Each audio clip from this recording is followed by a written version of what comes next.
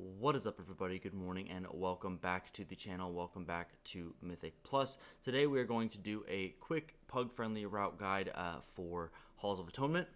This is something that you've probably seen before online, but I figured it would just be good to go through this route again to talk about things that I've noticed in exclusively pug groups and things that I've definitely struggled with, especially from a tank perspective. So we're going to start off the dungeon here on the right hand side. We're going to grab these two dark blades that they end up like running forward from this little area here.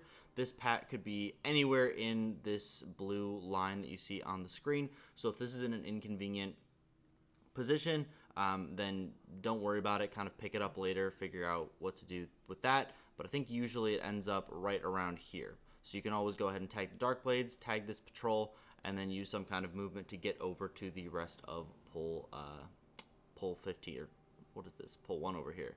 I don't know why I moused over, and that confused me. But we'll get this pull going. This is going to be a pretty tough pull. You might even be able to send Lust here just because we're going to do pretty much 60% of the trash or something like that before we even do the first boss. So if you want to send Lust, you can go ahead. I don't know. People just end up kind of sitting on Lust with this entire dungeon, so just rip it if you want to. And the only thing that I've noticed about this pull that can get kind of sketchy is just that the Houndmaster that you pull from before sometimes will just stop right about where the 1 is, and then you're tanking everything over here, and he's just standing in Narnia. So just make sure that you're keeping the Houndmaster in mind. He isn't going to run all nice and clean into the pull like the Dark Blades and the Gargans are going to. So maybe even drag the pull back to the Houndmaster once he settles, or this key will be so much easier with any kind of Death Knight. So Death Grip is absolutely insane in this key. It's night and day. We're going to go ahead and jump off the little ledge over here. I swear to God, every single time I do this, this slasher gets pulled. And so if it does, you can always just forego doing this slasher later. You'll already have enough count from him. They're the same count. So if you want to do that, go ahead and make that adjustment. But yeah, we'll do this pull too, the Houndmaster, the Collector, and the couple obliterators with the groundskeepers. Something to note about these groundskeepers is that they will run away and pull other mobs. So if you are tanking them close to this other collector and the Shard of Halkias, you might actually end up pulling them anyway. So just keep that in mind, but it's okay if it does.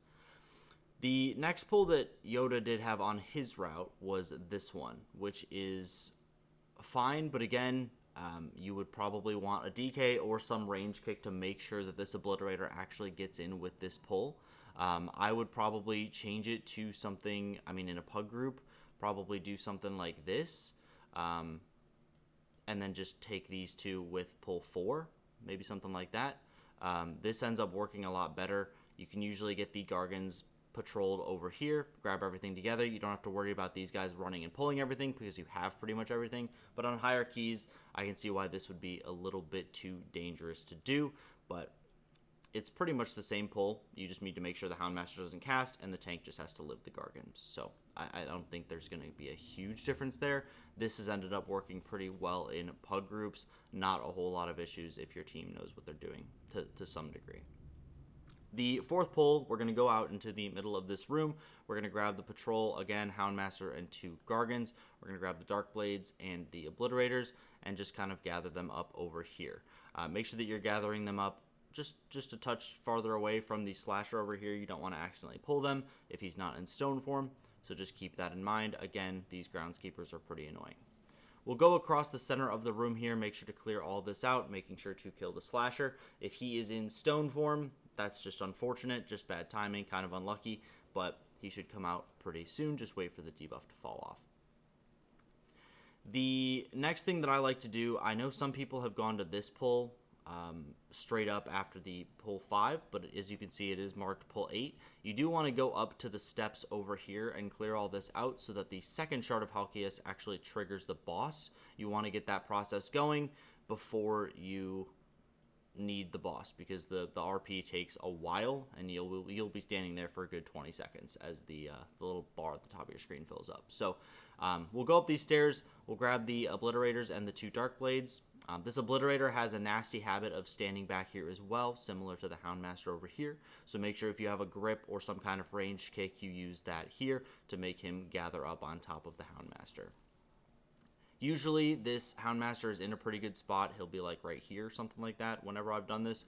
So he's pretty easy to group up with the Obliterator that's right here, but this far one just seems like he doesn't want to move at all. The next pull will be just the second Shard of Halkias. It'll be very, very similar to the pull that you did down here. We'll just grab all these Groundskeepers, and you can do the Groundskeepers with this pull 6 too if you want. Really doesn't matter, but it's not going to cause you too many issues. But again, keep in mind that they will run away when they get low on health, and you might pull this Slasher, which is just kind of annoying.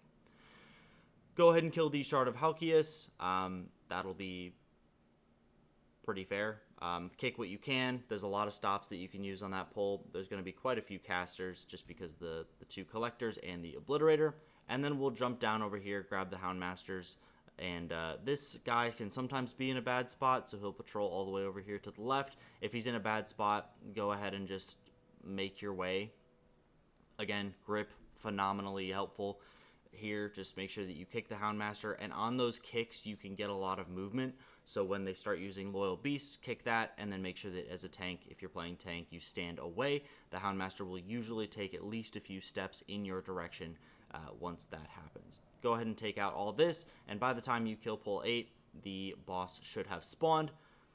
Go ahead and take out the boss. What I've been doing is kind of making a circle with the boss. Usually as a tank, I'll try and drop my first couple slams back in the corner because that's the space that we will need the least. And then if the DPS kind of just put it everywhere in pug groups. So just play the amount of space that you have. It should be plenty of space. And lust the boss too if you want. I don't think there's a whole lot of places that I would want to lust Echelon pretty easily. So going up this staircase on the left-hand side here, this is going to be a pretty big pull. At least it looks pretty big. But these are all non-elites, and we have a lot of ankle biters in this pull. We'll have one Reaver as well, and then the Darkblade and the Slasher over here as well. The thing to note about these Reavers is that they will reduce your healing by 50% for a time. It's never really caused me any grief as a tank, even on like 8s and stuff like that. But you definitely don't want to get this 2 Reaver pack in the middle. They will, if you pull them at the same time, they will review at the same time, and you will be able to take no healing for about 5 seconds or something like that. So that can get a little bit sketchy, but 1 Reaver should be more than fine. Never had an issue with it. Also, something to note about these Slashers is that they do knock you back. So just make sure that your back is to a wall. Make sure that your back is not facing kind of this way, so you get knocked into the Reavers or anything along those lines. You also want to make sure that the frontal from the Slashers is facing away as well, so make sure that your back is away from somewhere where it's going to be problematic, and you're facing the Slasher away from the group if possible. I just like to kind of hang out in this corner over here. I also play Demon Hunter quite a bit, so you can use Fell Strike, or what is it called? Infernal Leap or something like that, to get back on top of the mob pretty easily. We'll hug the left-hand side, and we'll grab the Groundskeepers, the Darkblade, the couple Obliterators over here, and the Reaver. This Reaver pats, so he might be in this corner, but just get him when he comes back over here. And if you ended up killing the Slasher at the beginning, if you ended up killing the Slasher right here, if it accidentally got pulled, you don't need to worry about this one. But if you didn't, go ahead and grab the Slasher, or you can grab this one right here if you're just trying to skip. These two will alternate being immune. Sometimes it'll overlap, so just wait until they both turn into stone, run up the stairs, and you can go ahead and skip those. You don't need any kind of Mind Soothe or anything like that for the skip. Echelon, pretty easy boss. If you know it, you know it. Just make sure you kill the ads, and then stand the circle on top of them to break the stone copies that they leave behind. This pull 14, not a whole lot of wiggle room on this one. Lots of Gargans though, so make sure that your priority kicks are going towards the Houndmasters. The Loyal Beast cast needs to be interrupted, or your tank will get bricked. Even if it does go off, you have all this space right here to kite back, so you can kite back out this doorway and hang out over here. So that's usually fine, but just don't let the cast go off. It gets really, really sketchy really, really quickly.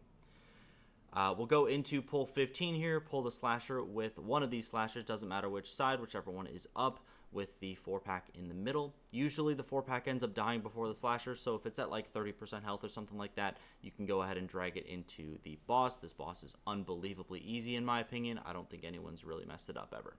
So we'll go ahead and kill that boss. Just interrupt what you can. Drag the wraiths into the little lantern things. We'll kill Inquisitor Seagar. And yeah, I just like to kind of drag him into the middle here, make sure that we can cleave the tormented souls if as much as humanly possible, and then we will take out Lord Chamberlain, and that will be the dungeon.